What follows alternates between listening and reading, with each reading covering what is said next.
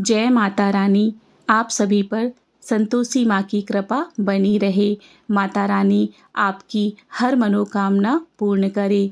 आइए सुनते हैं संतोषी माँ की व्रत कथा। प्राचीन काल में एक बुढ़िया थी और उसके 7 बेटे थे। 6 बेटे कमाने वाले थे, जबकि एक निकम्मा था, वह कोई भी कमाई नहीं करता था। बुढ़िया 6 बेटों की रसोई बनाती, भोजन कराती और उनसे जो कुछ जूठन बच जाती वह 7वें बेटे को दे देती। एक दिन वह 7वां बेटा अपनी पत्नी से बोला, देखो मेरी माँ को मुझ पर कितना प्रेम है। वह बोली, क्यों नहीं, सबका जूठा जो तुमको खिलाती है। वह बोला, ऐसा नहीं हो सकता, मैं जब तक आँखों से ना देख लूँ मैं नहीं मान सकता। बहू हंसकर बोली, देख लोगे तब तो मानोगे। कुछ दिन के बाद त्योहार आया। घर में 7 प्रकार के भोजन और चूरमे के लड्डू बने। वह जांचने को सिर दुखने का बहाना कर पतला वस्त्र सिर पर ओढ़कर रसोई में सो गया। वह कपड़े में से सब देखता रहा। 6 भाई भोजन करने आए। उसने देखा माँ ने उनके लिए सुंदर आसन बिछाकर नाना प्रकार की रसोई परोसी और आग्रह करके उन्हें जमाया। वह देखता रहा। 6 भाई भोजन करके उठे, तब माँ ने उनकी जूठी थालियों में से लड्डुओं के टुकड़े उठाकर एक लड्डू बनाया। जूठन साफ कर बुढ़िया माँ ने उसे पुकारा, बेटा 6 भाई भोजन कर गए, अब तू ही बाकी है, उठ तू कब खाएगा। वह कहने लगा, माँ मुझे भोजन नहीं करना, अब मैं परदेश जा रहा हूँ। माँ ने कहा, कल जाता हो तो आज चला जा। वह बोला, हाँ आज ही जा रहा हूँ। यह कह वह घर से निकल गया। चलते समय पत्नी की याद आ गई। वह गौशाला में कंडे उपले बना रही थी। वहां जाकर बोला, हम जावे परदेस, आवेंगे कुछ काल, तुम रहियो संतोष से, धर्म आपनो पाल। उसकी पत्नी बोली, जाओ पिया आनंद से, हमारो सोच हटाए, राम भरोसे हम रहें, ईश्वर तुम्हें सहाय। 2 निशानी आपन देख धरु मैं धीर, सुधिमति हमारी बिसारियो, रखियो मन गंभीर। अर्थात उसकी पत्नी ने कहा, आप मेरी चिंता छोड़कर परदेश जाइए, भगवान आपकी सहायता करेंगे। आप अपनी कुछ निशानी मुझे दे दीजिए, जिसे देखकर मैं आपको सदैव याद करती रहूं। और हाँ, मेरी सुध मत बिसराना, मुझे मत भूलना और अपने मन को गंभीर रखना। उसने बोला, मेरे पास तो कुछ भी नहीं है, यह अंगूठी है, सो ले लो, अपनी कुछ निशानी मुझे दे दो। वह बोली, मेरे पास क्या है, यह गोबर भरा हाथ है। यह कहकर उसकी पीठ पर गोबर के हाथ की थाप मार दी। वह चला गया। चलते चलते दूर देश पहुंच गया। परदेश में एक साहूकार की दुकान थी, जहां जाकर कहने लगा, भाई मुझे नौकरी पर रख लो। साहूकार को जरूरत थी। बोला, रह जा। लड़के ने पूछा, तनख्वाह क्या दोगे। साहूकार ने कहा, काम देखकर दाम मिलेगा। साहूकार की नौकरी मिली। वह सुबह 7 बजे से 10 बजे तक नौकरी करने लगा। कुछ दिनों में दुकान का सारा लेन देन, हिसाब किताब, ग्राहकों को माल बेचना, सारा काम करने लगा। साहूकार के 7-8 नौकर थे। वे सब चक्कर खाने लगे। यह तो बहुत होशियार बन गया। सेठ ने भी काम देखा और 3 महीने में ही उसे आधे मुनाफे का हिस्सेदार बना लिया। वह कुछ वर्ष में ही नामी सेठ बन गया और मालिक सारा कारोबार उस पर छोड़कर चला गया। इधर गांव में उसकी पत्नी को सास ससुर दुख देने लगे। सारी गृहस्थी का काम करा के उसे लकड़ी लेने जंगल में भेजते। इस बीच घर के आटे से जो भूसी निकलती उसकी रोटी बनाकर रख दी जाती और फूटे नारियल की नारेली में पानी दिया जाता। एक दिन वह लड़की लकड़ी लेने जा रही थी। रास्ते में बहुत सी स्त्रियां संतोषी माता का व्रत करती दिखाई दी। वह वहां खड़ी होकर कथा सुनने लगी और पूछा, बहनों, तुम किस देवता का व्रत कर रही हो और उसको करने से क्या फल मिलता है? यदि तुम इस व्रत का विधान मुझे समझाकर कहोगे तो मैं तुम्हारा बड़ा एहसान मानूंगी। तब उनमें से एक स्त्री बोली, सुनो, यह संतोषी माता का व्रत है। इसके करने से निर्धनता, दरिद्रता का नाश होता है और जो कुछ मन में कामना हो सब संतोषी माता की कृपा से पूरी होती है। तब उसने उससे व्रत की विधि पूछी। उस स्त्री ने कहा, 1.25 आने का गुड़ चना लेना, इच्छा हो तो 5.25 आने का लेना या 1.25 रुपये का ही सहूलियत के अनुसार लाना। बिना परेशानी और श्रद्धा व प्रेम से जितना भी बन पड़े सवाया ही लेना। प्रत्येक शुक्रवार को निराहार रहकर कथा सुनना। इसके बीच क्रम टूटे नहीं, लगातार नियम का पालन करना। सुनने वाला कोई ना मिले तो घी का दीपक जला उसके आगे या जल के पात्र को सामने रखकर कथा कहना। जब तक कार्य सिद्ध ना हो तब तक नियम का पालन करना और कार्य सिद्ध हो जाने पर व्रत का उद्यापन करना। 3 महीने में माता फल पूरा करती है। यदि किसी के ग्रह खोटे भी हों तो भी माता वर्ष भर में कार्य सिद्ध करती है। फल सिद्ध होने पर उद्यापन करना चाहिए, बीच में नहीं। उद्यापन में 2.5 सेर आटे का खाजा तथा इसी परिणाम में खीर तथा चने का साग करना। 8 लड़कों को भोजन कराना। जहाँ तक मिले देवर, जेठ, भाई, बंधु के हों, ना मिले तो रिश्तेदारों और पास पड़ोसियों को बुलाना। उन्हें भोजन करा यथाशक्ति दक्षिणा देना। माता का नियम पूरा करना। उस दिन घर में खटाई ना खाना। यह सुन बुढ़िया के लड़के की बहू चल दी। रास्ते में लकड़ी के बोझ को बेच दिया और उन पैसों से गुड़ चना ले माता के व्रत की तैयारी कर आगे चलने लगी और सामने मंदिर देखकर पूछने लगी, यह मंदिर किसका है? सब कहने लगे, संतोषी माता का मंदिर है।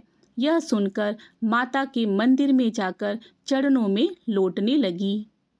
दीन हूँ, विनती करने लगी, माँ, मैं निपट अज्ञानी हूँ, व्रत के कुछ भी नियम नहीं जानती, मैं दुखी हूँ। हे माता, जगत जननी, मेरा दुख दूर कर, मैं तेरी शरण में हूँ। माता को दया आ गई। एक शुक्रवार बीत जाने के बाद दूसरे शुक्रवार को उसके पति का पत्र आया और तीसरे शुक्रवार को उसका भेजा हुआ पैसा आ पहुंचा। यह देखकर जेठ जिठानी मुंह सिकोड़ने लगी। लड़के ताने देने लगे। काकी के पास पत्र आने लगे, रुपया आने लगा, अब तो काकी की खातिर बढ़ेगी। बेचारी सरलता से कहती, भैया, कागज आवे, रुपया आवे, हम सबके लिए अच्छा है। ऐसा कह आंखों में आंसू भरकर संतोषी माता के मंदिर में आ मातेश्वरी के चरणों में गिरकर रोने लगी। माँ, मैंने तुमसे पैसा कब मांगा है? मुझे पैसों से क्या काम है? मुझे तो अपने सुहाग से काम है। मैं तो अपने स्वामी के दर्शन मांगती हूँ। तब माता ने प्रसन्न होकर कहा, जा बेटी, तेरा स्वामी आएगा। यह सुनकर खुशी से बावली होकर घर में जा काम करने लगी। अब संतोषी माँ विचार करने लगी, इस भोली पुत्री को तो मैंने कह दिया कि तेरा पति आएगा, लेकिन कैसे? वह तो इसे स्वप्न में भी याद नहीं करता। उसे याद दिलाने के लिए तो मुझे ही जाना पड़ेगा। इस तरह माताजी उस बुढ़िया के बेटे के पास जा स्वप्न में प्रकट हो कहने लगी, साहूकार के बेटे सो रहा है या जागता है? वह कहने लगा, माता, सोता भी नहीं, जागता भी नहीं, कहो क्या आज्ञा है। माँ कहने लगी, तेरे घर बार कुछ नहीं है क्या? वह बोला, मेरे पास सब कुछ है, माँ बाप है, बहू है, क्या कमी है। माँ बोली, भोले पुत्र, तेरी बहू घोर कष्ट उठा रही है, तेरे माँ बाप उसे परेशानी दे रहे हैं, वह तेरे लिए तरस रही है, तू उसकी सुध ले। वह बोला, हाँ माताजी, यह तो मालूम है, परंतु जाऊं कैसे? परदेश की बात है, लेन देन का कोई हिसाब नहीं, कोई जाने का रास्ता नहीं आता, कैसे चला जाऊं? माँ कहने लगी, मेरी बात मान, सवेरे नहा धोकर संतोषी माता का नाम ले, घी का दीपक जलाकर दंडवत कर दुकान पर जा बैठ। देखते देखते सारा लेन देन चुक जाएगा, जमा का माल बिक जाएगा, सांझ होते होते धन का भारी ढेर लग जाएगा। अब बूढ़े की बात मानकर वह नहा धोकर संतोषी माता को दंडवत प्रणाम करके घी का दीपक जलाकर दुकान पर जाकर बैठ गया। थोड़ी ही देर में देने वाले रुपया लाने लगे, लेने वाले हिसाब लेने लगे। कोठे में भरे सामान को खरीदार नगद दाम दे सौदा करने लगे।